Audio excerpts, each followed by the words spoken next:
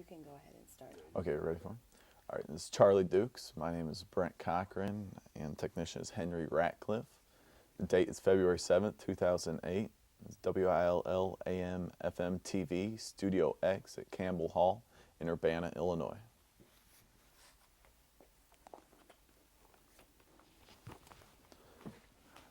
Mr. Dukes, can you tell me about when you joined the military? How did you join? I got out of high school at Georgetown, Illinois in 1941 and worked at Shadid Air Force during the summer on construction, and then I went to Indiana University in the fall and was lucky enough to join a fraternity right off the bat, so I had my room and board, and I spent my freshman year at IU. I was 18 years old and spent that whole year. Then I came back home and worked during the summer, went back in the fall, and that was 1942.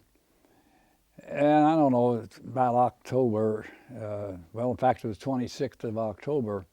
About 6 of us fraternity guys are sitting around one day, and we felt kind of guilty because we were losing every battle in the war, except I think maybe one naval battle, but the land wars we were losing, so we felt guilty.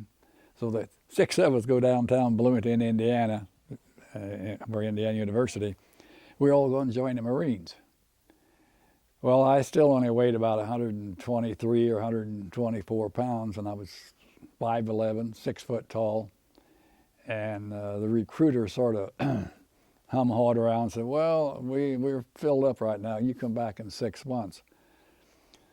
So we were all of us were tall, skinny, I guess. So we all went downtown, a couple blocks downtown Bloomington, walked in the recruiting office, Army, sat down, and the recruiter just gave us a piece of paper that says, sign here. That's simple.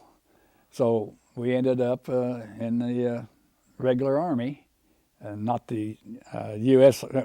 Army, not the Army of the United States. Now, if you're drafted, that was the Army of the United States. And I got a serial number, 5th Service Command, 15304-102. Got my dog tags, and I was in the Army. But let us stay in reserves in school while to finish the semester. But we had ROTC, and the Army was in charge of the ROTC, so we had quite a bit of training, maneuvers. In fact, I spent Christmas vacation with the ROTC, so I didn't get home for that first Christmas in 1942.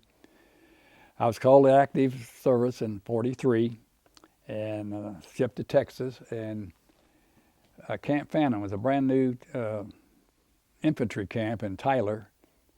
And we had to, in fact, I had to work about a week getting things ready to go. But it was a 17 weeks basic, and normally it's only 13 weeks, normal basic in World War II. And it was rough. But I found out most of us were college boys, and so we were training for OCS. I didn't realize that. So training ended about, I don't know, in July. And you had the choice of going to Officers Candidate School or what they call ASTP, Army Specialized Training, which was engineers. I didn't want to be an infantry officer, so I chose engineers, and I was transferred from the infantry to engineers and shipped to New York City and Fordham University, 198th Street and Fordham Road. And we took a full semester of engineering courses in 3 months. Well, I passed the first 3 months, and I got the second course. And I didn't get home for that Christmas either. Classes right through. Well, in February and March, they were getting ready for the D-Day landings, and they were short of infantry soldiers, so all the schools were closed all at once. And typically Army, I went from Texas to New York. From New York, I was shipped to Fort Carson, Colorado. And I joined the Timberwolf Division. And I come to find out the commander was Terry Allen. He had the 1st Division North Africa assisting in Italy. Came back and sold the Army on the idea of having a night fighting division, period.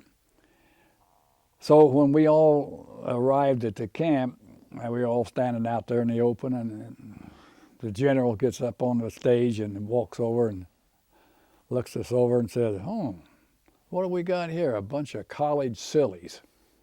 We're going to show you what the Army is really like." Turned around and left. He said, you're going to be refined to camp for 30 days, and we'll be training 7 days a week. So I went into barracks with my outfit, L Company. I was in the 2nd Squad, 2nd Platoon, 413th Infantry, and we trained. I mean, they were rough on us. And the thing was, we were 5,300 feet up in the air at rarefied air, so for the first 3 or 4 days, they really worked us. But I was with the company, and at the end of the 30 days, everybody came together, and we became a full company, 187 men, on maneuvers. And their basic wasn't any worse than what I'd already been through, so I was able to take it. Well, by this time I was up to about 180 pounds, and in good, tough shape, thank God. So after D-Day, we were put on alert, got our POM requirements, and late July and August, we loaded our equipment on flat cars and headed east to Camp Kilmer, New Jersey. I was there about 6 or 7 days, got all my shots and all that sort of stuff. And one night, we sent out motor launches and boarded a ship out in New York Harbor. And my whole regiment was on that one ship. And we were at sea for 13 days in one big convoy. And we got into Europe and up the English Channel and at Cherbourg. But we couldn't go in and land on the beach because the harbor was full of sunken ships and it was a mess. So we anchored out in the channel and went over the side in cargo nets, full field equipment into LCIs, landing craft infantry. As soon as we hit shore, we went on a 49-mile forced march across the peninsula and bivouacked in a little town called Barneyville, and trained down on the pillboxes down on the beach, it was right below us. We were there about, probably less than a week. And we packed up on a Sunday night. In fact, it's kind of odd. They said, take your shoulder patches off, stick them in your pocket. I don't know why. We took a 35-mile forced march with full field equipment, and you get a 10-minute break every hour. And it was up and down the darn kind of the hills and valleys of the peninsula, so it was really rough going. We got there at daylight on the next day and boarded cattle cars, French cattle cars, and headed north. Well, we ended up outside of Brussels, Belgium, in a village called Malines. Pitched our tents, got them nosed around, and that first night, about 5 of us slipped out of camp and went into the edge of Brussels to a movie. And we walked in, and everything was blacked out. And we had our rifles with us and everything else, and we were sitting in the front row of the balcony. And the movie came on, and it was in English, but it was dubbed in foreign language underneath. So it was a comedy. It was called It's a Date with Deanna Durbin. Well, every joke, the 5 of us guys sitting up there laughing, and the rest of the people wouldn't laugh till it come across the bottom of the thing. So it was sort of odd, everybody looking at us, and we were the only outsiders in the whole darn theater. But that was one of the first night before I went into battle. And being trained as night fighters, of course, we jumped off the daytime. Not too much problem the first day, but the second day we made a night attack to a village and run into what we call an MLR, a main line of resistance. And I mean, it was full of machine guns and mortars and everything else. And I had been designated as a lead scout, and another kid was second scout named Keeler. And we were walking down this blacktop road, pitch black, and we'd take turns. We'd go about maybe 10 or 12 yards, and then we'd kind of talk real light. He'd stop, and then we'd just leapfrog on each side of the road. No idea what was going on. And all of a sudden, a machine gun opens up. Well, as luck would have it, I lucked out, and Keeler got hit immediately. He hit the ground, and he was killed immediately. I crawled over to him, and the machine gun was sputtering around, so I went to the right-hand side in the ditch, and the ditch was just enough to cover my body. And we carried at that time a light pack all the time with a shelter half and a blanket. And everything I owned was on my back. And finally, a machine gun on my right flank was firing oblique fire across the road. And every so often, they would put a few bullets into my pack. Well, I finally had to take it off and lay it on the road. And I laid there and dug into the ground. And about this time, my company made an attack up the road and on both sides. Well, they hit all this murderous fire, and they were just completely mowed down. My sergeant was killed. He was a Mohawk Indian. He was killed immediately. And they never did get to me. And so I was pinned down way ahead of them. They finally just backed off. We had 26 casualties in my company that first night. So I laid there all night. I couldn't crawl back. Every time I moved, the machine gun would open up. So I just laid there during the night, and I said a simple prayer. I said, if the good Lord will allow me to see the sunrise, I'll say good morning for the rest of my life. And that's what I've done. And that's where when I finally wrote a book 10 years ago, that's where the title comes from. And I say good morning 24 hours a day. It gets me in a little bit of trouble, and I never explain it to anybody. I'd say, well, that's just a habit I've got. Come daylight, to back up a second or two, when we got in the States, our division commander, who had the 1st Division in North Africa, assisted in Italy, couldn't wait for us to join the American Army. Well, we found out they dropped the boys at Nijmegen and Arnhem, the 101st Airborne and the 1st British Unicorn Division, and they were being systematically annihilated. And so we were attached to the 1st Canadian Army, and our job was to rescue the guys out of Nijmegen and Arnhem. I had the 4th Canadian Division on the left flank, British 49th Polar Bear Division on our right flank, and we were the center. And man, we fought night and day. There's many a night I never even had to lay down to sleep. I think I slept walking, but it was continuous and taking tremendous casualties. Well, several little things popped up. Like, for instance, my second day in battle, we were in a firefight, and a white flag goes up, and everybody ceases firing. A German stands up and starts hollering "Kamerad." Well, a couple of our boys jump up with their rifles and take him as prisoner. Well, as soon as they expose themselves, he drops in the foxhole, and they open up, and 2 of our boys are killed immediately. So that's one of the first lessons you learn. You kill the enemy that's in front of you.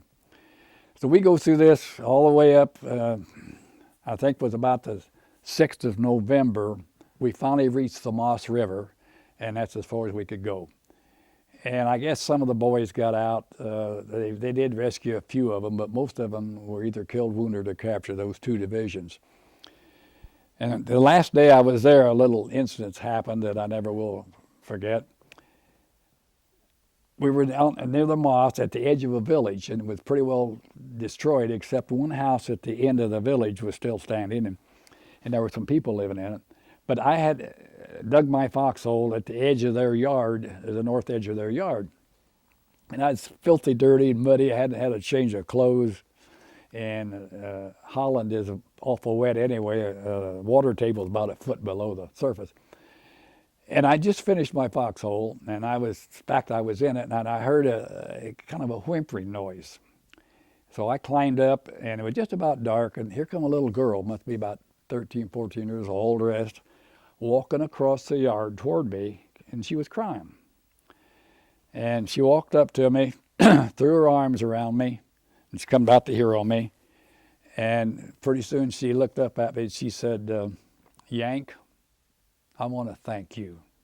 Tonight will be the first night I can go to bed and be free for the past 4 years. The Nazis had been in Holland or the Netherlands for the last 4 years. Well, what could I do? I broke down, tears streamed down my face, and I hugged her. And she kept crying. Pretty soon she let go and turned around and walked back to the house. And I just jumped back in my foxhole. But that gave me the strength that really I was doing something good. We moved out early the next morning, went into Liège, Belgium, supposedly for a 7-day rest and replacements. There for 2 hours. A row of trucks come in, mount up. So we went into Aachen and replaced the 1st Division. And we cleaned up Aachen and went out edge of Aachen into the Siegfried Line. Took us 3 days to break through the Siegfried Line. And by this time, a lot of the guys had trench foot. We had all kinds of problems. But they maybe let 1 or 2 guys go back at a time. But we were just short-handed. Out of my combat division, company, 187 men, we had 263 replacements during our 200 days in combat. My point is, it's the infantry that takes the beating. Just for instance, out of your total, out of 16.5 million boys and girls that were in World War II, 18% of that total was infantry. But we suffered 78% of all casualties during World War II. So we were taking the brunt of it. Well, by this time I was all beat up. I had trench foot. I couldn't even take my shoes off because my feet would swell up and I couldn't get my shoes back on. We'd get a clean pair of socks a day. Well, what good would that do? We kept going into the center of Germany, and I finally fought my last battle on Thanksgiving Day. It was Hill 303, and as usual, a very strategic battle. We jumped off at 4:30 in the morning, took the forward slope, and we're going down the reverse slope of the hill. And we had what we called roving fire, in which we would have our artillery would bring in and put a line of fire in front of us. And as soon as the shells exploded, we would jump up and try to catch the enemy in their foxhole before they could get out of their foxhole. That was the theory. Well, I guess it worked pretty well, but we had that rolling barrage down the hill, and we get down to the bottom, and our forward observer got hit, and our SCR 300 radio knocked out, so he didn't call the last remnant where we were, the grid coordinates where the last fire was supposed to come in. And we were in the noontime, had the Germans on the run, and we're running and pushing them down the hill. They were retreating, and we had bayonets, all we had. Get down there, and this last barrage comes in behind us. Excuse me. And I get hit with my own artillery. But I was running so fast, I had everything I owned on, including my overcoat and all of my winter clothing. So the shrapnel got below my overcoat in the bottom part of my legs and then the calves of both legs, and I got hit in both hands. I got knocked down, but I was scared, so I picked myself back up and I kept attacking. We got down, our objective was a big factory. We get down the edge of the factory, and then we get pinned down by machine gun fire and small arms fire. So we try to get back up get into German foxholes. Well, we're trying to decide what to do to recoup, and then about that time there's 5 Tiger tanks come barreling around the edges of that big factory, and they were firing machine guns and cannon, 88's point blank right at us. And I don't remember anything. I got so shell shocked and I lost my head, I guess. And then at that time, behind the tanks came the German infantry. So when they came up, we retreated as best we could back to, there was a big trench that goes right across that whole field. It was a communications trench. And the thing that got me, up to my left, one of my buddies got into a foxhole.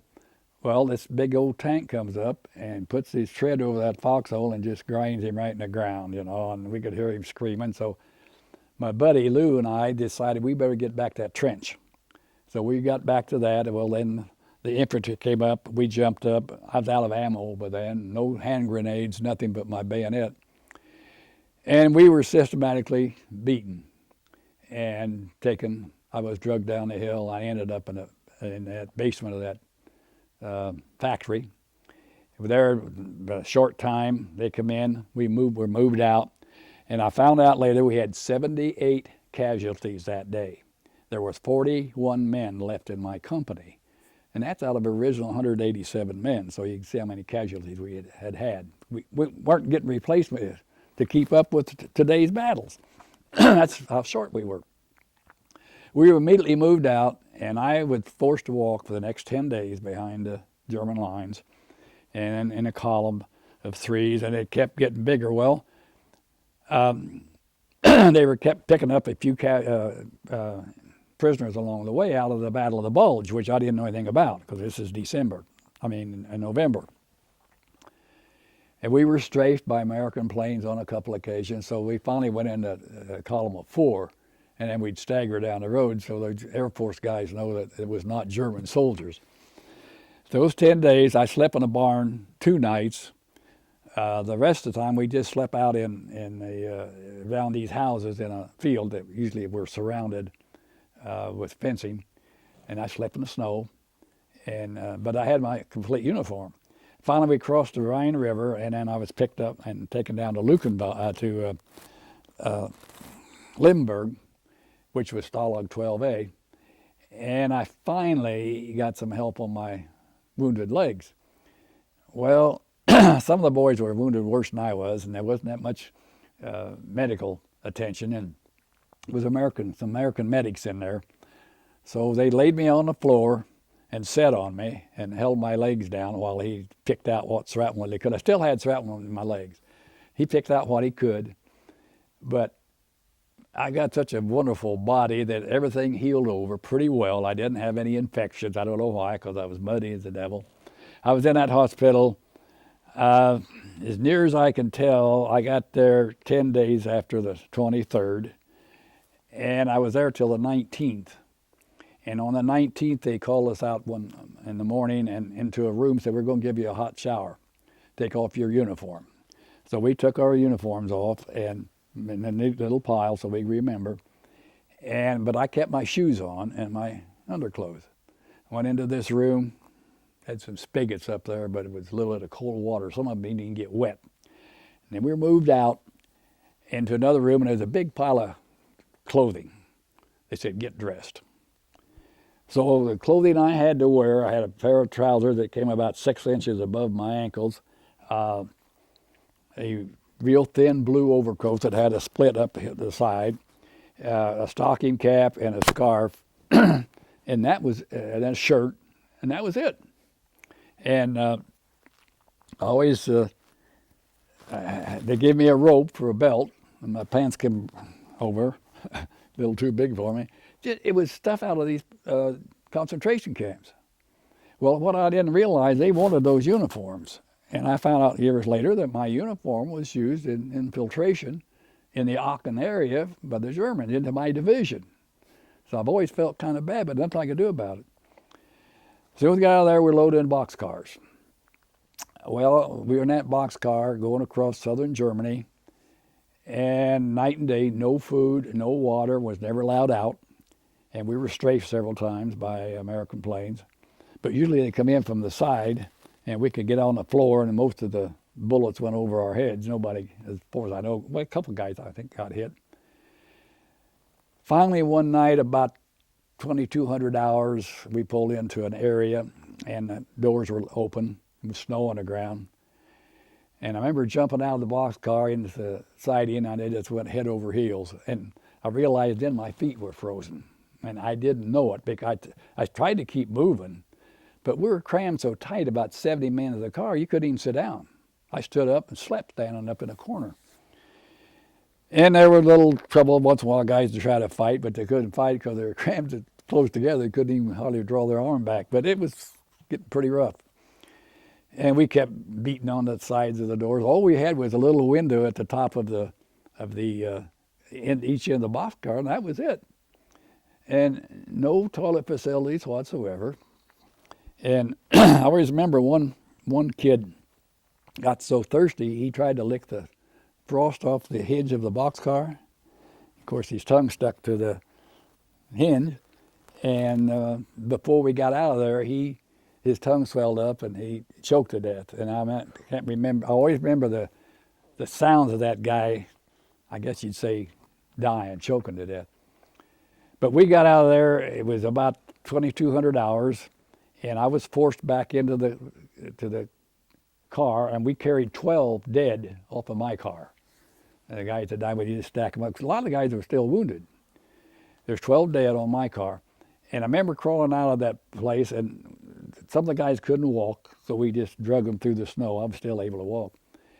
And there was a edge of the woods, a big bonfire, and there's a lot of Kiwis, Aussies, Canadians, you name it, and British, and they had a fire and a big pot on there of hot tea. And we stood around that big fire, tried to get warm. Some of the guys just still laying on the ground. And we got a cup of hot tea and a small sandwich. That's the first food I'd had for the last 6 days. Well, I had a little bit of couple of pieces of bread in my pocket before I left the prison camp. Beautiful night, stars, moon out, and I didn't have any idea what day it was. And then pretty soon I heard a big fat German guard behind me started singing "Selig Nacht," which is Silent Night. Christmas was Christmas night. So I'd been in that boxcar for 6 days and 6 nights. And I was standing there, kind of touching myself. I was still alive, and I felt somebody touch my shoulder. I swear it did. I turned around, there was nothing there. But it just gave me the inspiration. I said, Dukes, you're going to survive this. I still had 5 months, but I didn't know that. But you're going to survive this. But they give me the inspiration. Well, soon the fire died down. They run out of real weak tea. We were marched over to a building. By that time, it was probably 2,400 hours. We stood out in that cold all night long. Wouldn't even let us in the door. Finally, a little before daylight, they opened up, walked nothing but a big open building with straw on the floor. And we were issued one blanket. And so we kind of, at night, we slept huddled together, 3 guys, and always one in the middle to keep warm. Lucky Pierre, always in the middle. And each man had a blanket, that was it, and just a bucket for a toilet and a pipe out the back door, back in. I was there about 5 or 6 days. I got 1 meal a day.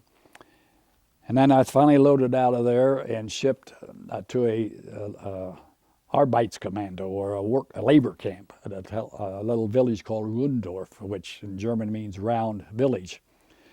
It had room for 40 men, and it had been a Russian camp, so it was a mess, and they moved the Russians out. Well, there's only 36 showed up. Some of us came from 2 different camps, I guess 4A and 4B, and I came out of 4B and into this work camp. Arbeitskommando 535, I found out later on. I didn't know that at the time. And the little barracks, and there was room for 20 men on each side, and then had a wall, and in the center was a big table for our food. And I got 1 blanket, and I got in there with a straw mattress, nothing but a gunny sack full of wood shavings and a little bit of straw, I guess, and I don't know what else. And so I sacked out that night with my 1 blanket, and I woke up the next morning. I was itching. I couldn't figure what was wrong. Lice. The Russians had left their calling card. That thing was full of lice and fleas and bed bugs, you name it. And by this time, I had not had a shave or a haircut since I'd been in combat, that they even been in the front line. So I had a long beard and long hair, which was a beautiful place for lice. And so I was, you start itching. Well, you soon learn to quit scratching, quit itching. You just they're in your clothing and everything else. You just have to learn to live with them. So that was our living, and we were forced to work every day. I had to walk as much as 5 to 12 kilometers into a place called Hoyerswerda, and we worked on cleaning up the railroad that had been bombed, worked in the garbage dump, and we used to try to salvage string and newspaper. When sometimes in the morning we'd try to wrap our body with a couple of layers of newspaper and tie it with string to keep the air off. One of the jobs I had was digging a trench at a school that had been closed down and was used as a, actually as a hospital for the Germans. So it was all German soldiers in there, wounded soldiers, and we were digging a trench to get water line and a sewer line to part of that building. And all we had was a darn spike with a hammer to dig through the frost to get down to the thing. Just stuff like this we had to do all the time. I did have 4 or 5 days working on a farm, threshing wheat. And that time I got a lunch that day. The Frau came out with a little red wagon and a big can of soup and some kuchen, which is white bread, because I lived off of, actually what I lived off of when I got home every day after I walking to work and walking back to the woods. We had what we call a schissel, which was just a bowl, a steel bowl, and we get a bowl of soup and about 4 boiled potatoes with the jackets on, and a big slice of German black bread, which I never liked black bread anyway, no white bread. And finally, after I'd been there maybe 30 or 45 days, the taste of the bread started changing. We couldn't figure what was wrong. So in one of our trips into the little village, once a week we'd go in and get our allotment of bread. And about 3 guys would go in with this wagon. We had to go pick up the wheat at a little farm and then take it into the bakery and exchange it for so many loaves of bread. So that's one trip we went, and we got checking out, and one of the guys went behind there while we were talking to the baker, and we found out they were dumping sawdust into the mixture. It either tasted like pine or oak. So by the time I got out of there, I don't know, I was eating half sawdust and half in that bread. It didn't really got rough, but that was it. And we only got maybe one slice, and then everybody would have got so much soup until the seconds were just what was left. Everybody, equal amount. Everybody was equal. We took care of ourselves. Well, this went on all spring, and a couple of jobs I had. I remember one of them spent a couple of days in the woods. We're cutting 9-meter logs, and to build tank traps with. Well, they brought in some Hitler Youth, so and so. They'd come in and they'd take off their shirts, and the way you could tell the SS, the regular SS would have 2 little lightning SS's on the inside of their arm. The Hitler Youth would have just one. After you got to be maybe first class or whatever it was. And those little devils come in there, and this timber we were working in, stripped down the waist, and they'd put one of those on one end of the saw and us on the other end. And they just saw till we'd practically pass out from exhaustion, you know. And then we'd load up those logs on our shoulders to carry them out of the woods to the wagon, and they'd be on one side, we'd be on the other, and we'd be walking out carrying these up, and they'd sing their German songs. Well, somewhere along that song, they'd all lift those logs over on us, you know, and we had to be prepared to, they'd crush us if we couldn't hang on to them, you know, and our neck was all scraped up. We had about 3 or 4 days of that. And then I worked on tank traps, building tank traps under bridges. And just manual labor. Carried on every day. In general, how did the German soldiers treat you? The German soldiers, the first ones, the first 3 or 4 weeks, we had some younger guys that were wounded and couldn't fight, or at least were on maybe leave. And they were stinking. Then later on, we got old men from World War II, old pops and old bones, and we call them. And the only problem, they had German police dogs. and on a leash. And sometimes we'd be out and they'd get, I don't know, something to do. They'd let that dog come up and chew on your pant legs. See, still got scars on the fronts of my legs where they got a little bit more through my pant leg, you know. And other than that, and then they carried black snake whips. I got whipped, I think, twice. One instance, we were digging a tank trap, which was illegal, and I was kind of leaning on my shovel against a big tree, and a real pretty little German girl, civilians were working with us, kind of come around the corner and handed me a little sandwich and kuchen bread. And I looked at her, and I didn't have the heart, as hungry as I was, I didn't have the heart to take that sandwich. And I said, nine, which means no. And she smiled, you know, boy, beautiful thing right there. And the next thing I knew, I was on my knees. And the guard had come up with that black snake whip and caught me right across the back to here, down here, and I went down immediately. But he just hit me once. Would it have been worse if you'd taken the sandwich? Probably would have. But I just looked that little girl in the eye, and she just, I don't know, I just wilted. I just didn't have the heart to take it. And then one other time, we were digging the tank trap or foxholes, and a rabbit come across there into this area, into his hole. So another kid and I were digging this hole. We looked at each other, and we moved and started digging the foxhole over where that rabbit was.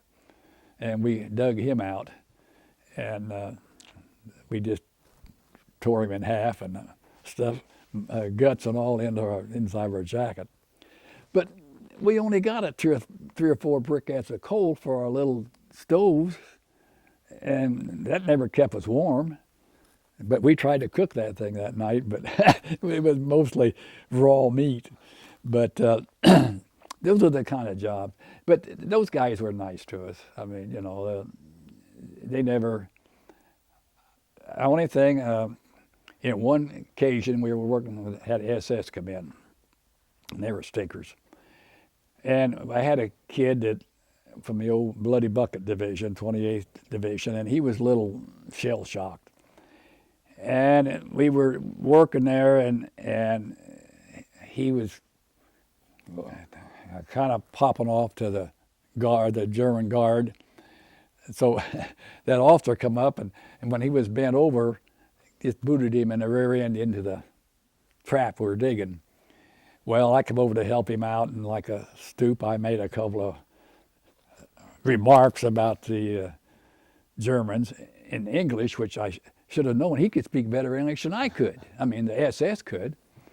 Well, the next thing I knew, I heard somebody yell, and I turned around, and he had grabbed the rifle off of one of the other guards and was coming at me, and stuck the bayonet on it, and was coming at me with a bayonet. And there I stood. Well, I've had enough. I could pair, what we call pair bayonet when they come at you. Of course, they had the scabbard on then, and this one didn't. He come at me, and I backed away, and I knocked the bayonet away twice. And I figured, I've had it. Well, about this time, old Pops come running, hollering at the German and at me to rescue me, more or less, because we had two guards that day. And he had taken the rifle from the other one, old Bones, we called him. So I turned to look, and then the German straightened up and put a butt stroke in my jaw. That about tore my head off. Knocked out 4 teeth, broke them right off. I just had to spit them out. And almost unconscious. I laid in the snow there for a while before I could get myself up. I didn't have to work the next day, though. I got the next day off. But I went around about the next 3 weeks with a rag in my mouth, clamped down to keep the air out of the roots of my teeth.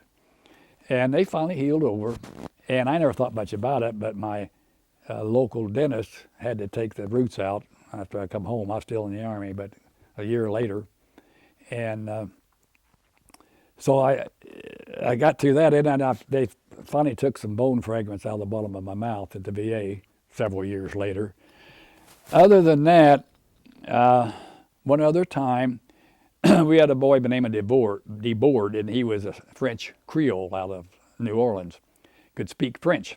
Well, the French could sign what they call a parole. They put them out on a farm, and they could go 50 kilometers.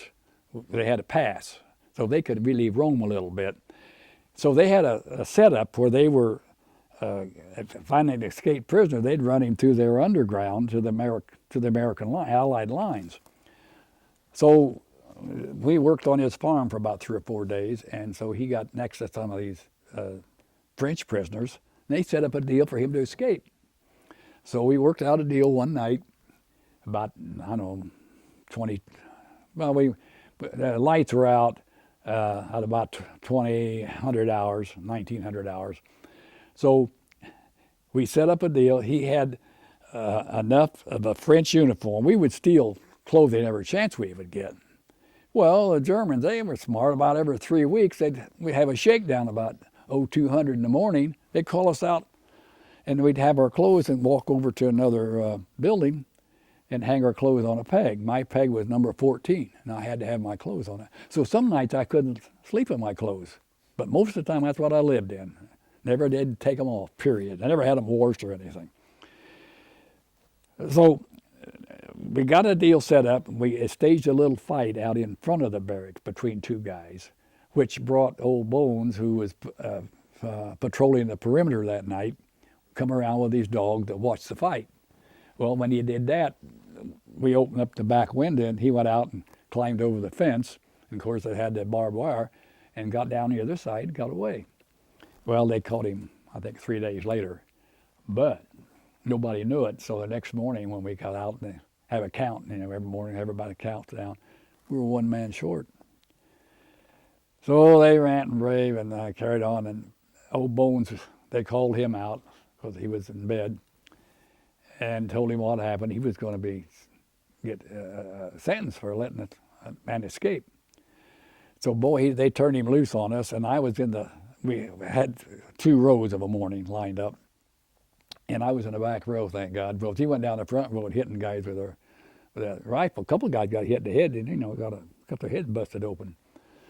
I was in the back row, and I got hit in with my back here, below my shoulder blade, and I had 3 ribs cracked, I guess, because I couldn't take a deep breath for the next 3 weeks until they healed up. And it showed they weren't exactly broken, but it hit me hard enough to make a pain back there, knock me down on my face. But that's the only time we really got any. In the little commander Fuhrer we had, we called him a commander Fuhrer. He was about this tall, short, pot-bellied, World War I vet. And things would go bad, and maybe in my side, one of the guys wasn't working hard enough or something, so they'd call us out of a morning. He would walk up to me with it and grab that pistol out of his hand, stick it under my nose, and push my head back and pull the hammer back on the thing, threaten to shoot my end of my nose off, just ranting and raving. And they'd start out in English, then they'd end up in German. So you had to learn enough German, to know what the heck they wanted. So I learned the primary language was nix verstays. That means I don't understand. We tried to get away with that. But that went on all spring, and then finally woke up one morning, and the little road in front of us was full of civilians in wagons and walking along there, and all the wagons were pulled by milk cows. There were no horses available anywhere. The Army had all the horses. And it's pitiful to see these people heading away from the Russian front. Well, we watched that, and then we still worked a little bit, but not as much. But then finally, the Germans were kind of coming back from the front, and they would come by and see that was a prison camp. Well, they'd open up with their automatics. So for about the last 4 days I was there, we stayed on the floor. Our barracks was all shattered from the Germans opening up. And so finally, late one night, they came to us, and there actually were 13 guards. But by this time, 7 of them had disappeared, and there's 6 left, and they were all on the other. See, the problem was I was on the Russian side of the Elbe River. So the 6 guards that were left were from the other side of the Elbe River. So they came to us and said, we'll make a deal with you guys. If you will give us your word that you will not have us shot, we'll get you to the American lines. We'll take you as a group, and we'll be armed and covered so that you're protected from the German soldiers that are roaming around the area. Well, what choice did you have? Because everybody's scared of the Russians. They were killing everything in sight. But this time, 2 of our guys were unable to walk from starvation. So you never leave a man behind. So we rigged up a little 2-wheel cart with rope and loaded those 2 guys on. And at daylight, we headed west. Well, we had to go cross country because the roads were, crammed. And during this time, I saw my first airplane, the big new airplanes they had out. They were strafing everything, and they were jets, and man, whew, I wasn't used to that. I'd never seen a jet. And so we had to be real careful going across country. Well, we didn't get very far. And we holed up in a town called Rosenthal in a schoolhouse. Woke up the next morning, a place was on fire. Russians had come in, raped the women, a lot of them, set a lot of houses on fire. They found us finally in this school building, took our 6 guards who were with us, took them out along the outhouse and lined them up and shot them, and then left because we were surrounded on 3 sides by Germans at this time. So we holed up, and we were there about 6-7 days. We would hole up during the day in basements and then come out at night looking for food. Well, the German civilians weren't very nice to us in the first place, so we had a lot of problems there. And trying to get some food.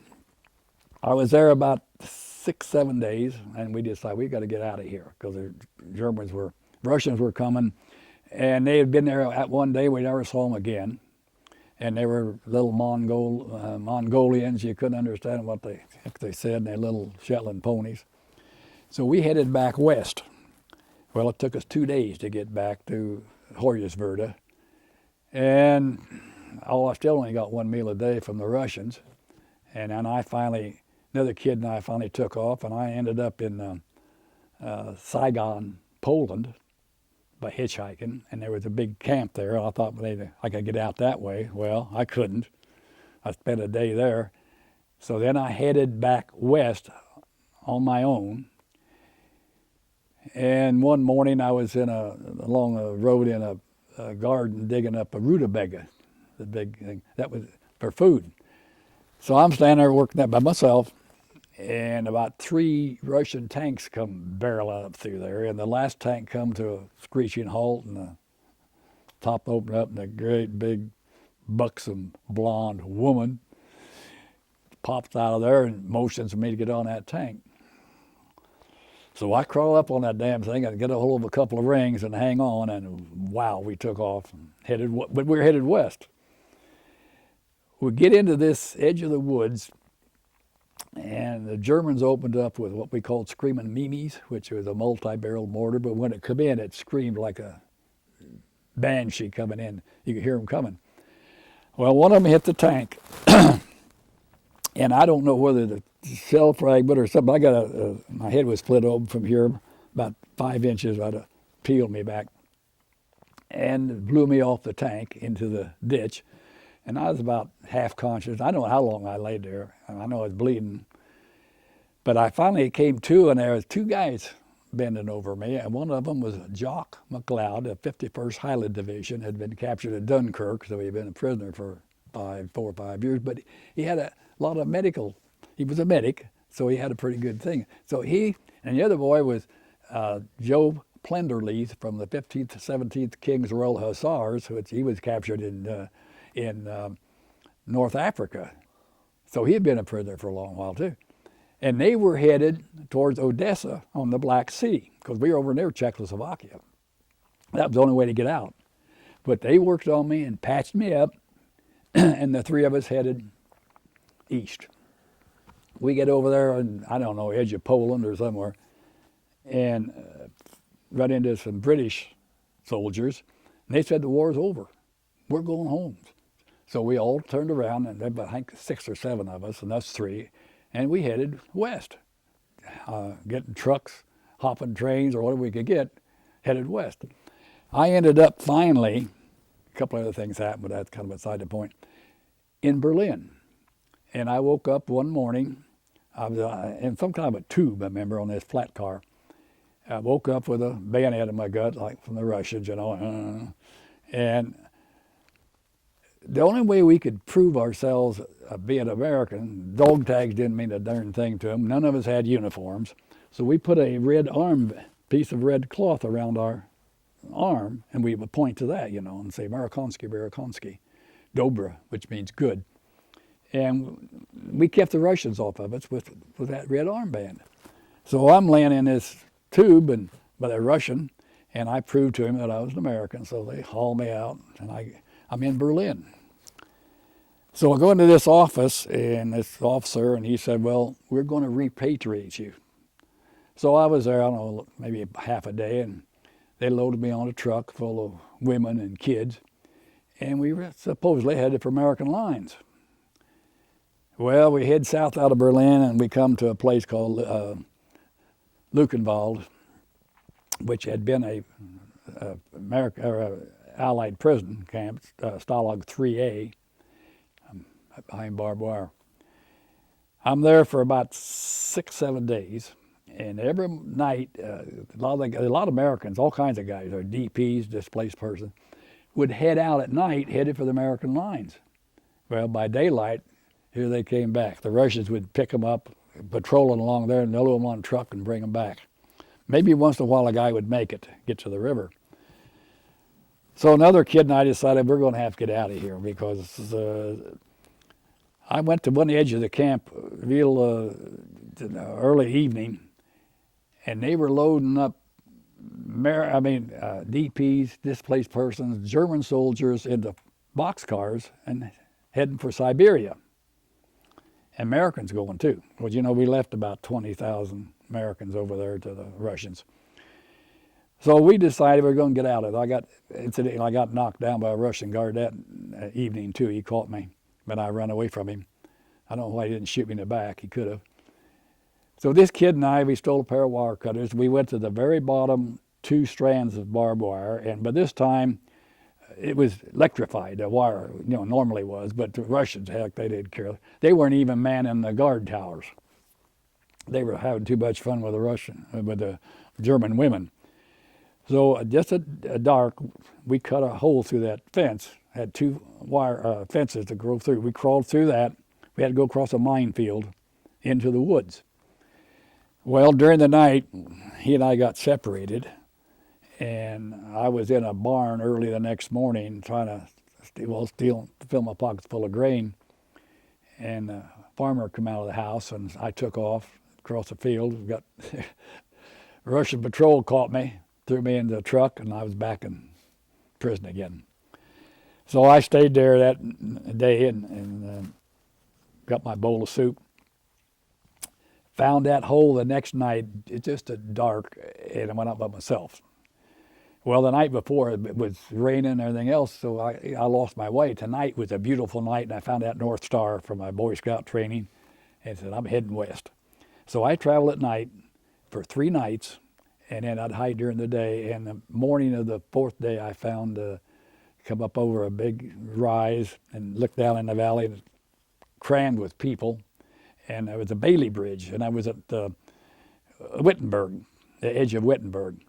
And I get down in that crowd, and the way I look, my beard, and I was an awful looking thing. Everybody got out of the way, and I just made my way through the crowd. I don't know, hundreds of people there trying to get across the river.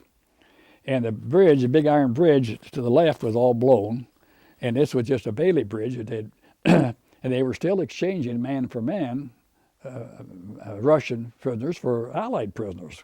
They about quit that. This is the only place they were doing that, I found out later on. So I got to the front of the bridge, and there were 3 American Air Force officers there. And I remember they gave me some crackers, and that's the first food I'd had for about the last 3 days.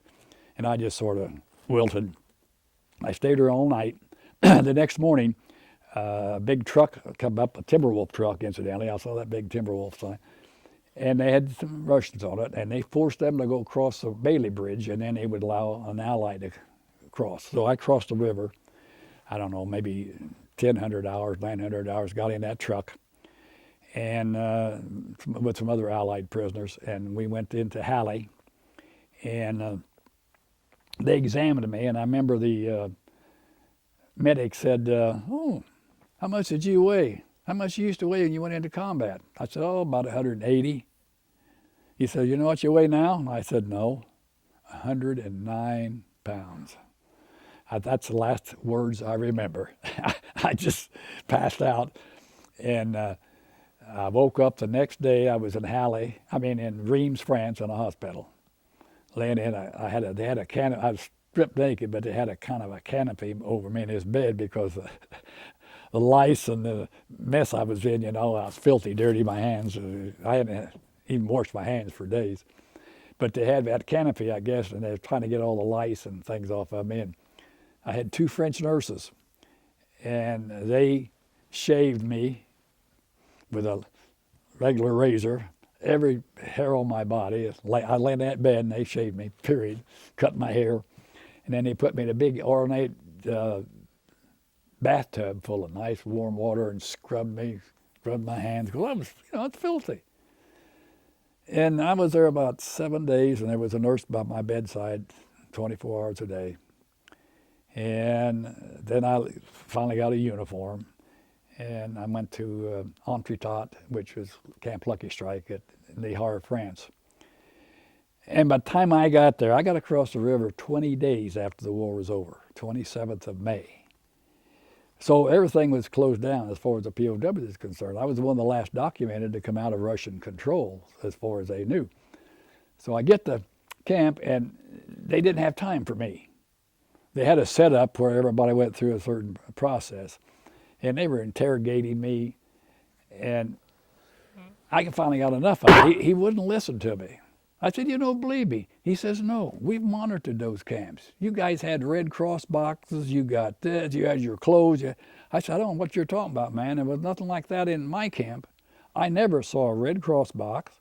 I got to write 1 letter a month, which my parents didn't get until the war was over. The first letter I wrote, they cut it up with a razor blade, cut out about half of what I said, and I got no mail. And for that 6 months I was in that camp, I had no idea what was going on in the world. We didn't know how the war was going on. We didn't know anything. There was no way for us to find out. So when I get to Montretat, he was giving me, I said, "Sir, you're calling me a liar." And I finally just stood up and saluted. I said, "I'm leaving." I just made a about face and left. I figured I'd be court-martialed for it. But I was there another day, and I kept going to the head man, bitching like mad. Finally, after about the 7th day I was in camp, I went in the morning. He said, "Got you taken care of, soldier." I said, "Oh, wonderful." I got, I don't know, $50 in cash and a pass to England. Delayed route, he called it. 7-day delay en route, then I would catch a plane and fly home. He said, "I'm giving you a deal. You can have some fun." I said, "Okay." So I go to land in Bournemouth, South England, and go into London. And I didn't have too much money. It cost me 40 cents a night for a bed at the Red Cross Club. And the Red Cross didn't give you nothing. I mean, you had to pay for everything. Coffee or donuts, anything else, where the Salvation Army was free. And I roamed London, and I made some friends with some of my Canadian buddies. The 4th Division was over at Aldershot, so I would spend a little time with them. And finally, I'd go down to Covert Gardens and dance. That was a big place where My Fair Lady was formed as a big dance hall. The last night I was there, I passed out, which I was having problems with my stomach. And I had a head wound, and I was losing it. Woke up, and the next morning I was in the hospital, and there's a nurse beside my bed, and I said, "Oh, what day is it?" She told me. "And what time is it?" I said, "Oh, I was supposed to be at, I think, some Air Force, some air base at 0700 that morning." And then she said, "Well, you're AWOL, aren't you?" And she left the room. I got up and my uniform was hanging over my bed, and I put my uniform on and went out the window. And I roamed London. I've seen everything there is to see. I mean, like Madame Tussauds waxwork and the Tower of London, and I've been out in the area, boondocks. I went up a central part of the country. But what I do, I get on a train, and I learned how to sneak by without paying. I'd watch the conductor when he'd come along collecting, and I'd move, and then I'd come back. And so that's the way I lived. And then I finally got picked up, and I was court-martialed and charged 42 days AWOL, sent to guardhouse in Litchfield, England, spent 8 days in the guardhouse. And then when did you? Well, then they called me out and said, we have reviewed your case. We considered you battle fatigue, and we rescinding your sentence, but we're shipping you home immediately under guard.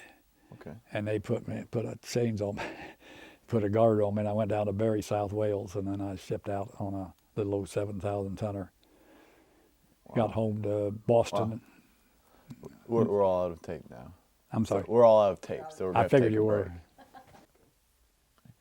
Now you've been talking about when you had missed your flight out of England, and you were roaming around England, and you'd gone AWOL. You'd like to start back there? All right.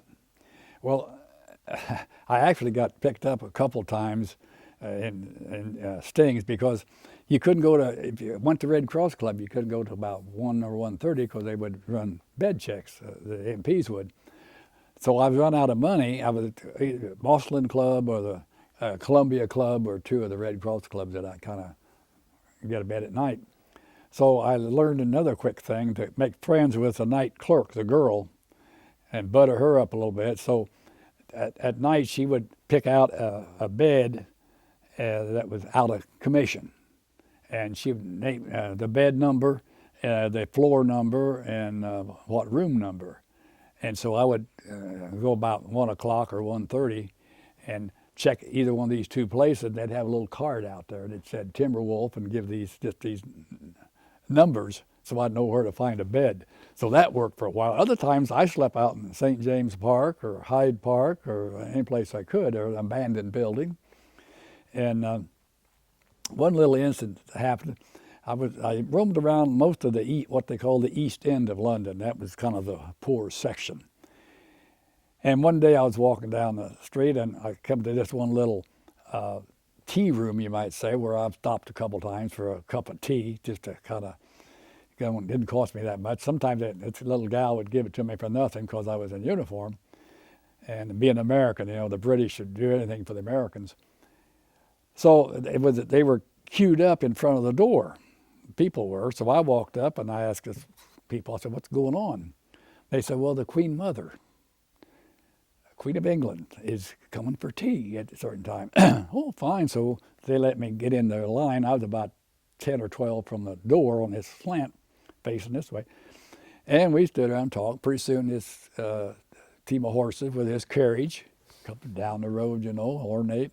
And Queen Mother gets out of the carriage, walks up at the door, and she gets up across from me, and she stops and looks over, walks over to me, sticks her hand out, and she says, Yank, I want to welcome you to England. You have saved my country. I want to thank you very much. I'm standing there. What am I supposed to do? I didn't know whether to get on my knees or bow or curtsy. All I could say, well, thank you, ma'am. Thank you very much.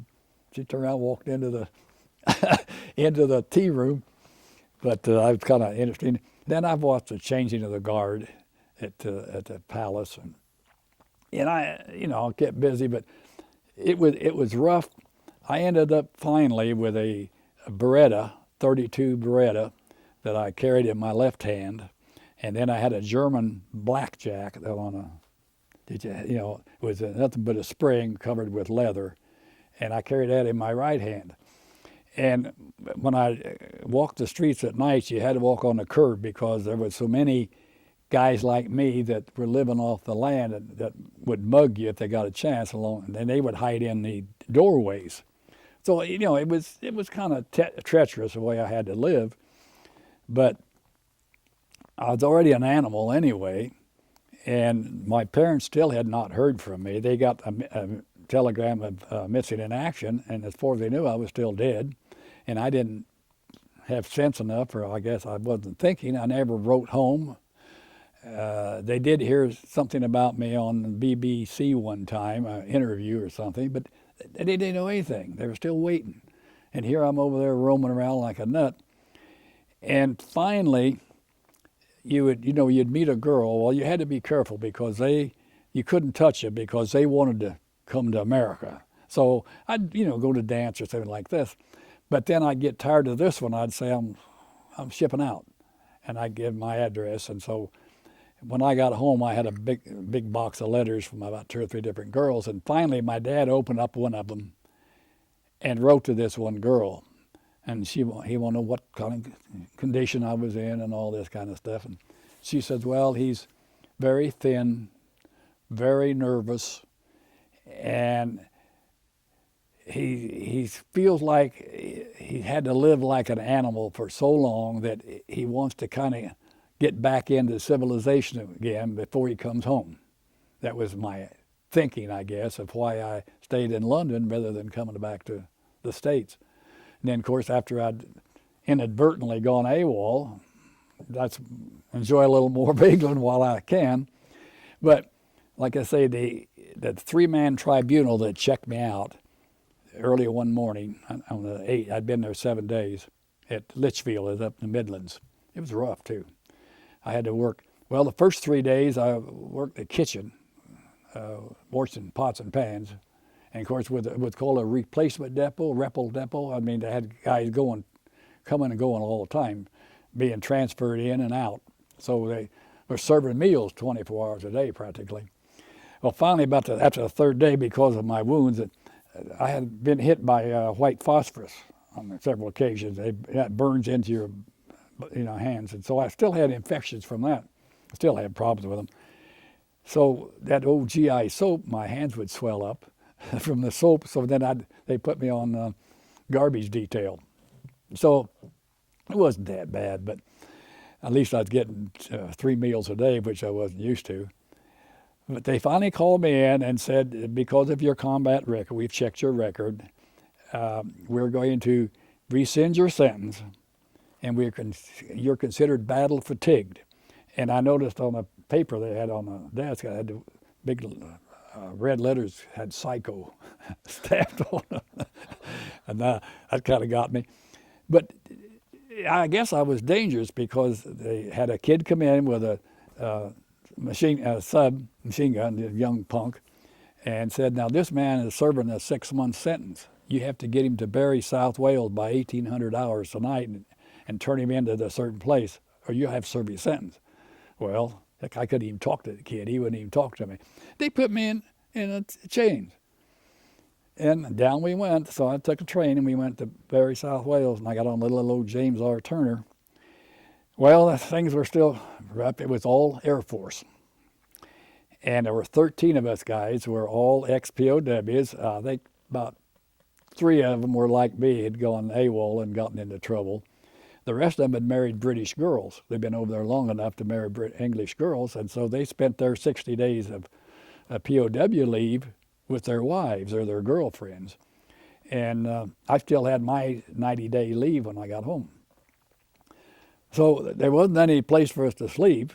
So the 13 of us kind of band together and slept on the deck. I slept up near a gun turret every night. And then we sat around and we got a deck of cards. We played hearts. We sat around and played hearts all the time and became well acquainted.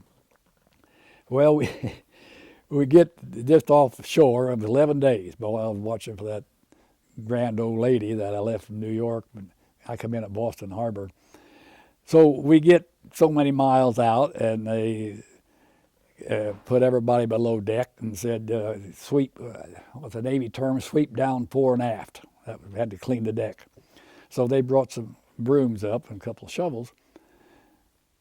They called us 13 guys out, and we got to sweep down the deck. Well, but this time we were so bitter, we kind of looked at each other and I don't know whether I did or one of the other guys. A couple of the guys were sergeants. I was about the only private. We looked at each other and nodded, and the guys counted to 3. We threw everything over the deck. I thought that he was a full chicken colonel. The Air Force was going to, he just jumped up and down. You man, we'll be court-martialed as soon as we hit shore. So, but then we pushed back, and they brought up some other guys got some other brooms, and they swept the thing down to get the approval. You know, you had to be checked out to get into the land. The ship had to be approved. So we get in there. Who's the first guys off the thing? We were the first ones off that ship. We were in the first in line. And went in, had Red Cross coffee and donuts. And I was slated to go to the hospital, Fort Miles Standish. And I was put to bed, but they had a guard at my door. I didn't know that because I just never got out of bed. And they were really feeding me real well because I still had trouble with my stomach. Couldn't keep food down sometimes. And about the second day I was there, the guy come in, said, brought me in my uniform, says, get dressed, you got a 3-day pass. Fine. So I go out there, and there was a girl that Gracie knows about this, a girl that I had dated while I was in New York. She was lived up in New London, Connecticut. And I don't know how she found out I was there. She had been writing to me, but I couldn't write to anybody. Maybe her parents, or she'd called my parents. I guess she'd kept in contact with my parents. And, you know, when you're in the service, you always made as many friends as you could with girls because they were the ones that wrote to you. And mail was the most important thing in the Army, especially overseas. And we did have mail call about every day. And I got mail, but I never had a chance to write to anybody. But anyway, she had gotten me a 3-day pass. And we went up to her house, and she had 3 brothers, all 3 in the service. And I didn't stay at her house or anything like that. I had a little room at a little motel there, and her family paid for that. And all we did was just roam around and talk. But I remember the main thing I remember, I was dying for a butterscotch sundae. So I get one, but I had about 4 bites of it, all I could eat. I've never forgotten I had to throw away the rest of that butterscotch sundae. I was a waste. But I came back, and then I was still in the hospital. And finally, I guess they were going to discharge me. I came back to Chicago, and then I took a train down to Danville, and I had 90 days of leave. And I just sort of roamed around, and I was having problems with my stomach, nerves. And I was supposed to go back to San Luis Obispo, where my combat division was stationed, and they were getting ready to go, of course, to Japan. Well, by this time the war was over, and I think it was the 15th of September when I got home. So I was to report to Fort Sam Houston, and sometime in November. Well, I was having typical problems, and got into trouble a couple times with liquor like most GIs did. And of course, I couldn't take it because my stomach would, about 3 or 4 drinks and I was done, you know. And it was, my metabolism was bad. I shouldn't even been doing it. I got into a fight once and got myself in trouble because I used my judo and I almost killed him with my bare hands. And he was in the hospital about 3 days and he survived, thank God, or I'd have been up the river. So my local doctor said, you got to quit your alcohol. And I did. But I get back to Fort Sam Houston, and I go through the hospital. They check me out. And I was having problems, prostate problems. And it was from the liquor and the poor water they said that I had survived on such poor water overseas. And I'd been having trouble with pain, but I didn't know what it was. And they found out what it was, so then I was put in the hospital and I was given penicillin for a week, and that cleared that up. Well, then it came time for my discharge, and at that time, you had to have so many points to be discharged. And I've never had any use for the Air Force because I tried to join it, and I couldn't get in because I was too tall back then. So the Air Force guys were pouring in, and they all had more points than I did. So I go through the line for about 3 or 4 days, and there was a, a good officer there. He was nice about it. I said, well, you got to come back tomorrow. Finally, I got enough of that, so that's one time I went through, I said, sir, I haven't been home for 3 years for Christmas. I said, last Christmas I spent in a God-blessed boxcar. I'm going to be home this Christmas one way or another. I'm either going to get discharged, furlough, or I'm going AWOL. So he's looking at my records, and the next day I came by, and he had my records. And he was looking at me, he says, well, I see you've already pulled that AWOL trick. You're not going to try that again, are you? And I said, well, I'm going to get out of here. And he said, well, just calm down. I got you set up. So he had already got it set up for me to go and give me my ruptured duct. And so I got discharged right there, thank God, and he's the one that helped me out. But I was in the hospital most the whole time I was there, and I was there almost a month. And then I got out the 15th of December, and I got, I think, $75 for train fare. And I came up to St. Louis into Danville, and that's 15th of September. And then I went back to school, but I couldn't go back to school until January of 1946. And then another thing happened. I went back and I signed up for 15 or 17 hours. I go through the line, and this girl standing there, I don't find you on the record. You sure you signed up? I said, well, yes, ma'am. Quite a while ago, because I made a couple trips down to IU and visit. She said, well, you go to the other desk over there. So I walk over there, and this girl gets my records out, and she kind of got red in the face. And I said, what's the problem, girl? She says, well, the Army says that you are psychologically unfit to take a full course. You can only take 9 hours. So the first semester, I think for the first year, I only took 9 hours of classes. So it gave me a chance to, in the fraternity, and so I was only there after 3 weeks. They had a special election, and I was elected president of the fraternity right off the bat. And I don't know why, because most of the guys there, a lot of them were GIs like me, but most all of them were either non-coms or officers. I was about the only private of the bunch, but. So I was president up until the term ended. The guy that was president was called into service, so that's why all of a sudden. And then I got involved with campus stuff, but I couldn't get attached to anybody. If a girl got too close, I was gone until I met her.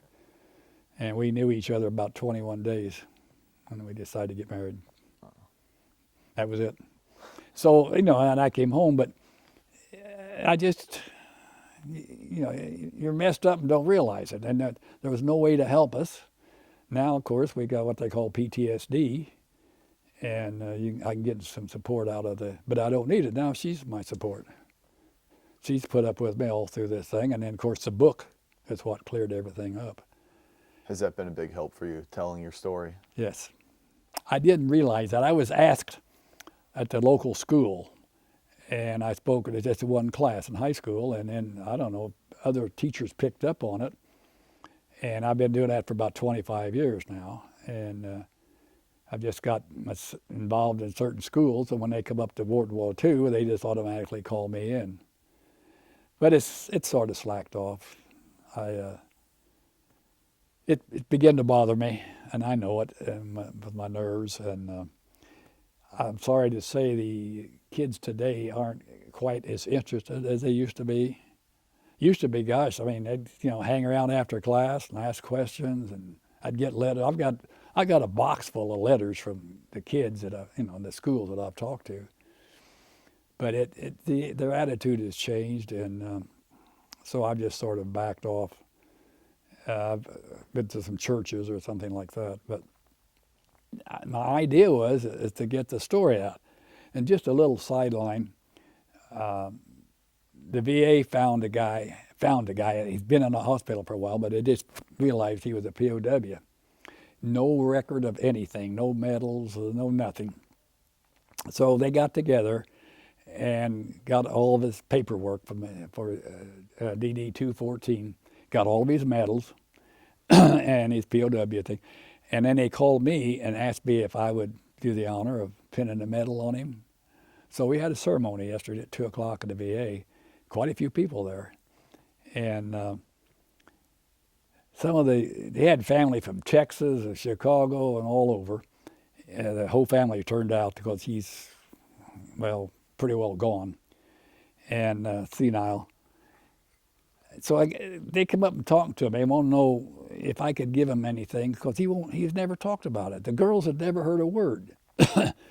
So I said, well, she said, did you anything in writing anywhere we can get? I said, well, I wrote a book.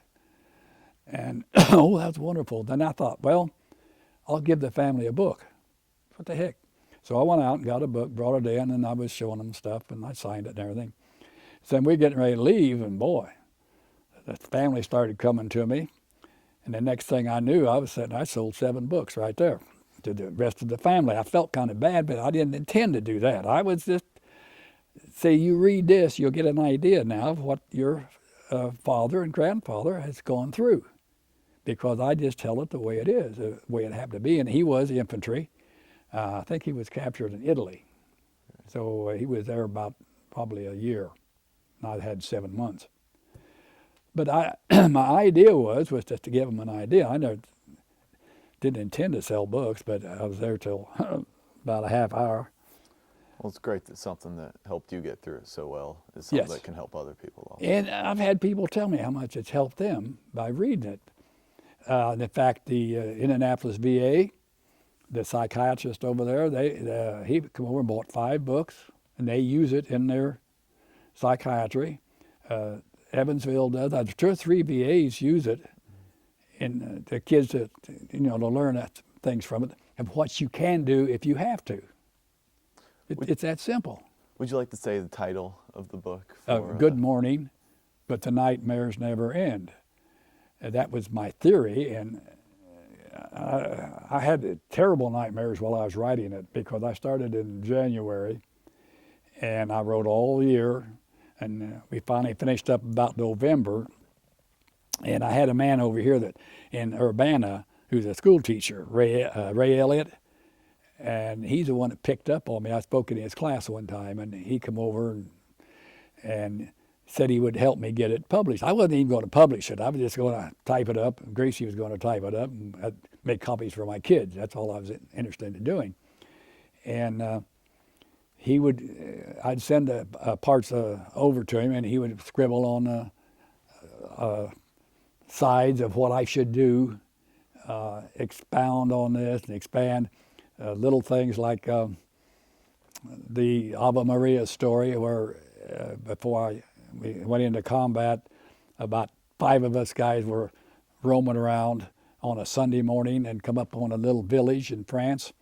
And on the left-hand side was a kind of a dilapidated building, but there's people standing in front of it and people going in. And we come up with our rifles across our shoulder. And the guy came up to us and said, would you boys like to come in? We got a church service. Would you want to come in for a couple of minutes? So we walked in, and it took us down the aisle. We sat in the front row, 5 of us, rifle between our knees, our helmet on the floor, and they have a sermon in French. Well, it was about overtime we got in there, I guess, kind of a dilapidated church. Well, as soon as it ended, on the left-hand side, it was kind of a little choir area, and about between 20 and 25 French sailors come in, all in uniform, lined up. And the first song they sung was Ave Maria in French. Boy, that just got me right there, but just inspiration I've had ever since. And in fact, I had it sung at our wedding, and Gracie had no idea in the world why I wanted Ave Maria at our wedding. But that was one of the things that kind of inspired us to keep going. And then another situation when we were in Aachen, we were going door to door, and sometimes 2 or 3 floors up in some of these buildings, seeking, because they were snipers shooting at us out of windows. So we were going up cleaning the place out. You'd go into a room, In some cases, if you had a hand grenade, you'd throw that hand grenade in, and as soon as it exploded, you'd jump in with your rifle in case there was anybody in there and you hadn't gotten them. So I was going along with this other guy, and he was on one side of the aisle, and I was on the other, and we're creeping along there, and I heard a squeaky noise. So I was out of hand grenades by then, so I didn't know what the heck to do. I fling open that door and jump in there, and over in the corner, there's a little old gray-haired lady in a rocking chair. But I didn't catch that. All I caught was the motion, and I whirled around and shot. And I killed her. And she just sort of slipped out of the chair, and I lost it. Started crying, you know, my hands and knees. Well, about that time, down in the next room, something was an explosion of a hand grenade. And I caught out of my eye, I whirled around, and there was a picture about this size of Hitler. And that explosion had torn it loose, and it was sliding down the wall. And I whirled and shot. I got him right between the eyes. That tore me up too. And I'm on my hands and my knees. One of my buddies came in, "What's wrong with you, Dukes?" And I told him what happened. Well, I just mentioned that, and Ray said, "Now you have to expound on that, of why you did that." Well, I had to live with it, you know. Mm-hmm. And I remember I had that picture of Hitler rolled up in my belt when I was captured, and I was laying there on that pile of coal, kind of coming to. Pain in my legs was finally waking me up.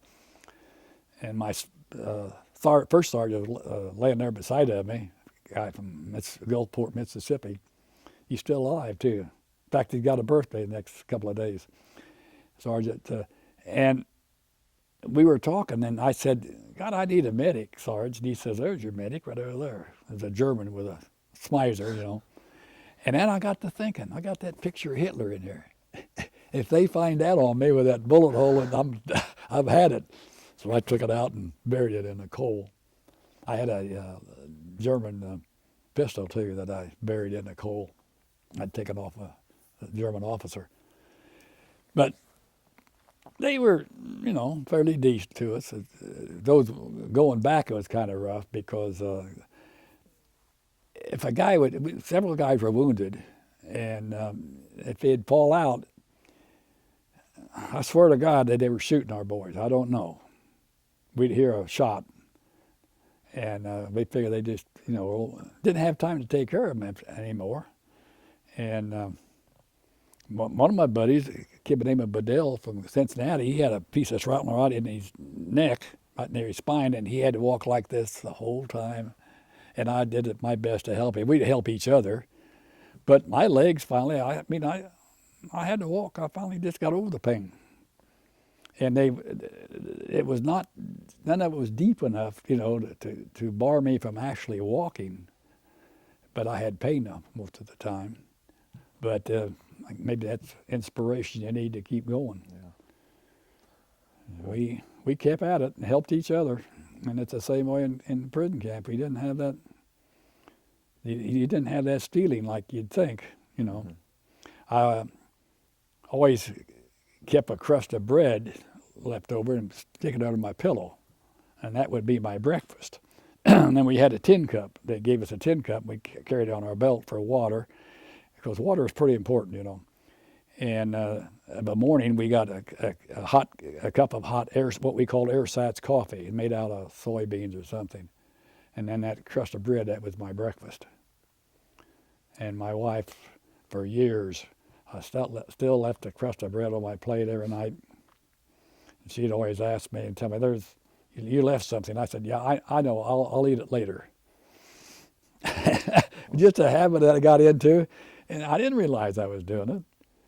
And there's not little things that she's had to sort of put up with that evolved while I was, you know, going through combat and prison that I was still doing. I remember several times, when we first got married, I lived at the edge of town. I had about a half an acre. And at night, I'd just get jumpy as the devil. I'd load up my 12-gauge shotgun with number 4 buck, and I'd put maybe 10 or 11 o'clock at night, I'd patrol that perimeter of my house with that shotgun. when I first came home, I lived in the kind of edge of town. I go down the river south of town, and I found a little alcove behind, with a kind of a bluff behind me and a little stream in front of it. And I'd get between the stream and that as a backdrop, and I'd have a rifle and a pistol with me, and I'd build a little fire just at dusk. And I would sit there, maybe 9, 10, 11 o'clock at night, huddled up at that little fire and listening to the sounds and getting it through my thick head that that's not an enemy out there. That's animals. They're friendly animals. I don't know how many times I did that. Wow. Before I got to the point where I could go out at night.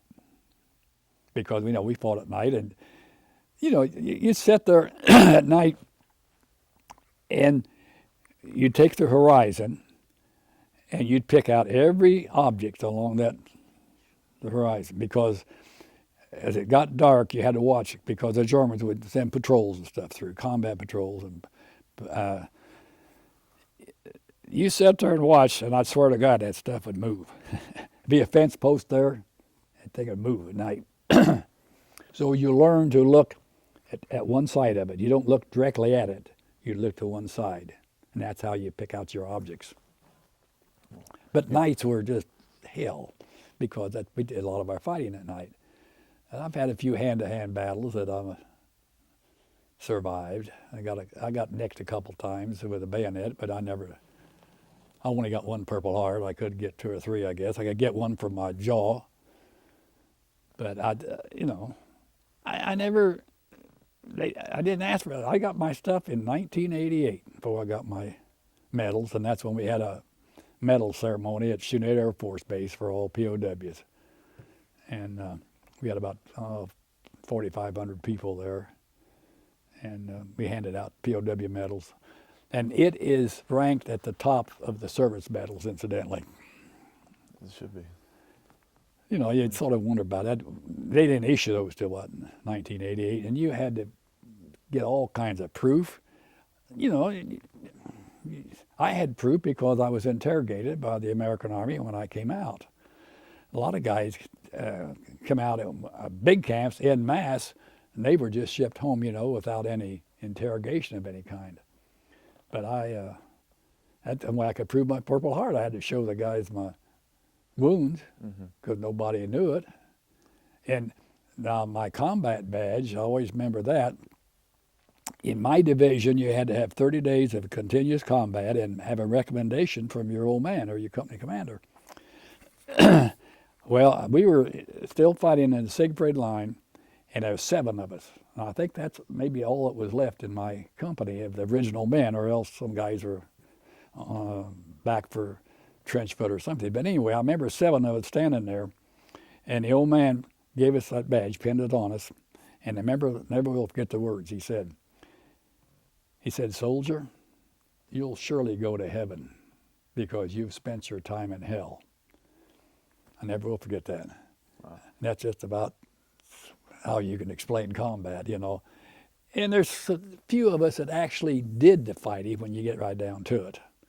That lasted very long. Heck, some of our replacements come in and they last 1 or 2 days, get hit or wounded, and after a while you get thinking, man, all my buddies, every time we have a battle, have casualties. Sure, we lose some replacements, but every so often we lose one of our regular men.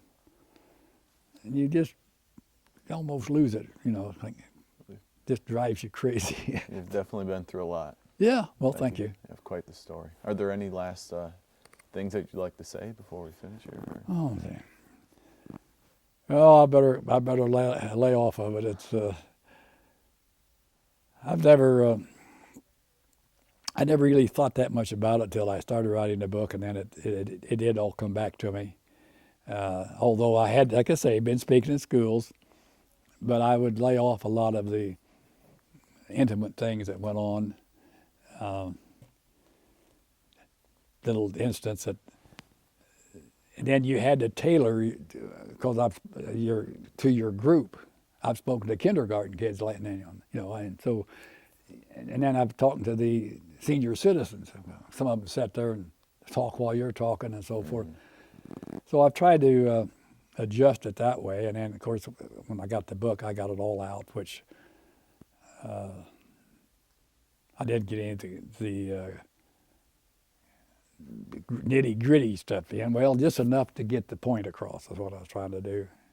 But I'm lucky. I mean, I think there's only, I think the last report, about 6 or 7 of the original 36 that were in the prison camp. 32 of us left. 3 of them got sick and went in the hospital, and then just 1 kid escaped. And as far as my company, we have a scribe, company scribe, and I get a letter about twice a year. And he lists all those that have died since, all those. He's got a list of all the casualties. Of the 70, that's how I found out there were 78 men casualties in my last battle. I had no idea because I'd lost complete track of them. And I think I've only been to 1 reunion or 2 reunions of my combat division. They have one every year. There was nobody there that I knew. Mm-hmm. 1 or 2 guys, and so I quit going to that. And I've spent my time with the POW National and the local. I've been state commander and then I work with that. And I'm a member of the Legion and the VFW and the Purple Heart and a member of all the organizations. Mm-hmm. And we have to stick together. But other than that, I don't push it that much. Yeah. I'm glad there are all those support groups out there. Well, hell, I was the only one in town. And when I came back, they looked at me kind of funny. And there are some guys that I guess are ashamed that they were captured. But you get in a situation where you're wounded. I was having trouble walking, but I learned to walk. You got a gun on your back, you'll walk. And I was out of ammo. One other little quick thing. The one guy that my buddy Lou Banduska tells me, he was a Kansas wheat farmer, he said you were knocked down, a guy come up behind you and hit you in the head with a rifle butt and knocked you on your face when I was kind of, I guess, sparring with somebody in front of me. I don't remember exactly. But I do remember talking to this one young German soldier, and we were staggering down a hill over the edge of this building, and he kind of called me to the side. I couldn't understand what was going on, and he said in perfect English, he says, "I'm an American." He says, "I was born and raised in Antioch, New York." I never will forget that. Now, I looked that up in a little village in upstate New York, and I think that helped save my neck. And then I think they were looking for Timberwolf uniforms. See, they had this Battle of the Bulge was planned. That happened just a month after less than a month after I was captured. They started that the 15th of December. And they infiltrated, and I've got some stories from my combat division history where they infiltrated my outfit and set up roadblocks and misdirected, and Mm-hmm. So you think that they had been ordered to take as many prisoners of war as I possible? think they were. They were smart. They knew what they were doing. I mean, because I don't know exactly how many did survive as POWs. I think that scribe may have it listed somewhere. But I did know that they did not retake the hill until the next day. There wasn't enough men to take it. And then K Company was on our left, and they come in and helped. Because the right flank was the coal pit, and I've since learned that was the largest man-made hole in the world with that big pit. So some of the guys were wounded, probably died on the battlefield before we could get to them. Mm-hmm. We were just so short-handed and that we couldn't get back up there, and it was, like I say, it's supposedly a very strategic hill, Hill 303, I remember that. And it had to be taken. Well, we heard that story. You have to take that. Mm-hmm. And I've since learned that my division commander was the kind of guy that kept the Germans off guard all the time. Continue pushing, push, which I think one of the things that helped win the war. Today, what we do, I'm sorry, you've been over there, like Vietnam, they'd take a village and then pull back. You don't do that. You take that ground and you hold it. You got to kill the enemy and you got to capture the ground. That's if you're going to be in a war. Absolutely. And I think that's what saved a lot of us guys that were wounded. Most of our wounded got picked up by our own people. And medics, we've had medics go behind German lines and help our own medics.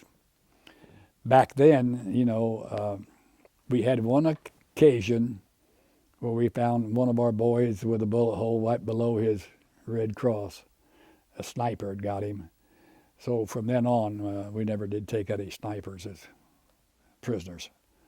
They automatically got, the old man say, you got 5 minutes to get that man back to the CP, and I want you back here in 5 minutes. Mm-hmm. That's dirty to think about, but that's some of the things that happened. Well, thank you very much for... Any other questions? None from me. Thank you for coming and sharing this with us today. Well, I appreciate Very you giving me the interesting opportunity. I just hope that what I've been through will help other people. And it has, I know. I've had people tell me that it has, and that pays me for, anything that I've done.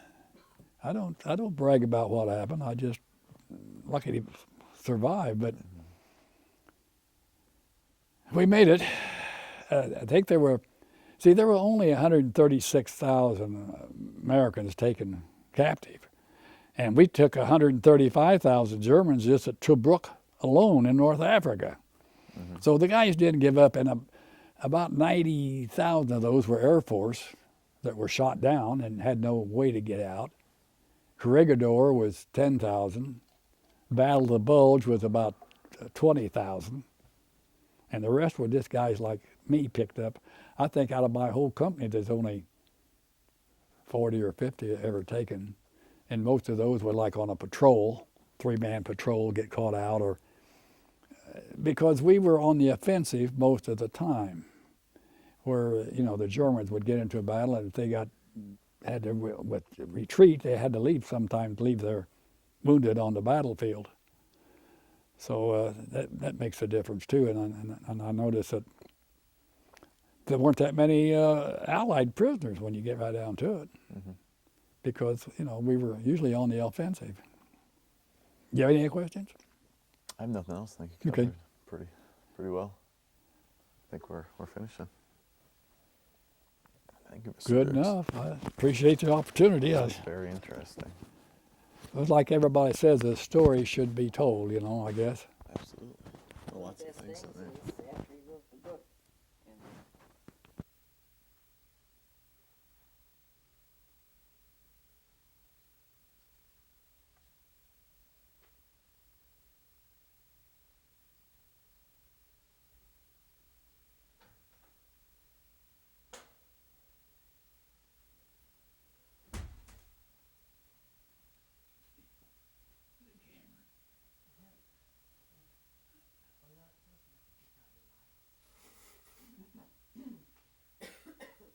Ceiling, yeah, those are lights.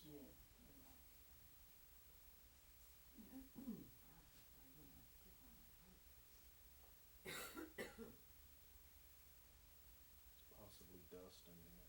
Oh, no, every once in a while I get that, since I had that flare up. Thank you, Brent. We're good. Now I'll have to start going to, someone else gave me the idea of going to a military cemetery just to see it. Oh, And where? actually that's the kind of thing that interests me, believe it or not. Arlington? No, probably something in Europe. Oh, Margraten? That's where a lot of timber wolves are. There wasn't a particular moving. Was it last 2 years ago, the 60th anniversary of D-Day? And I think it was D-Day. And President Bush was over there. We have friends in Akmal, the Netherlands, where he first went into battle. They found this picture of us on the internet and knew he was a timber wolf and all, and sent a Christmas card and said, "We were your baptism of fire." I thought that pick him up off the floor. And we've talked with him on the phone, and the two boys were 15 and 16 at the time. They had their own little museum. And I think I may have seen their website.